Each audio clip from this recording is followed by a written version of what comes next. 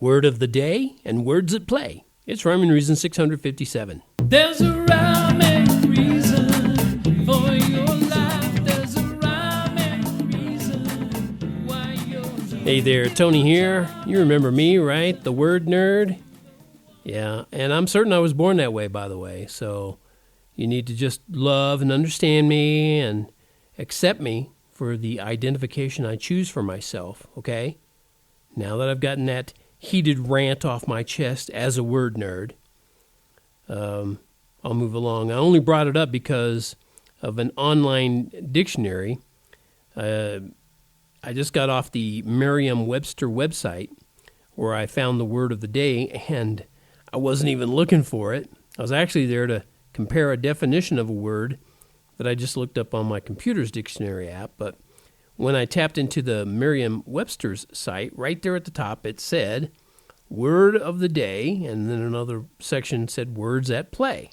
I thought, that's pretty cool. I mean, they rhymed their links. Not bad. That's not all. Just a little further down the page, they had a link that said, word nerds.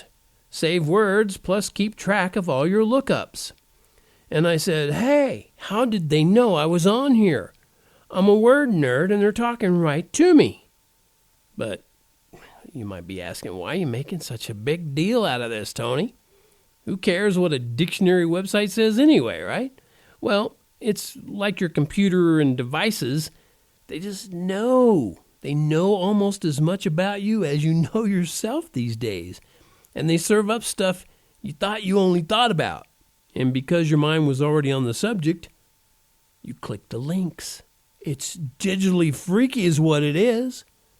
Of course, I'm kidding, mostly, about the Merriam-Webster website, because they're a dictionary. So naturally, they'd be all about words, even the word of the day, and words at play, and word nerds, all of that. Sure, I mean, that's, you'd expect that on a dictionary place or a thesaurus or any of those. But there's a whole lot of that behind-the-scenes listening going on. If you think not, then either you don't have a smartphone or a computer connected to the internet, or you just haven't noticed it yet.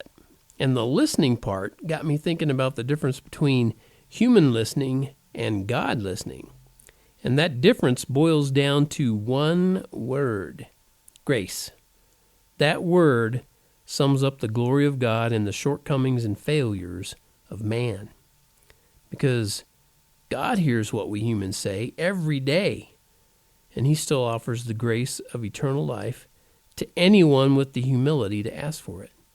You and I, and whoever you are, you and I, yes, you and I, have done nothing and never do anything to deserve that grace. But God doesn't listen to you with an agenda to trip you up or sell you something. He hears with a pure heart. And he wants us to have that too. So the only commandment he makes during this dispensation of time is to love. That's his commandment to us. You look closer from the Christian perspective, and it's kind of like a two-pronged approach to that commandment of love. Love the Lord your God and love your neighbors yourself. But basically it boils down to love.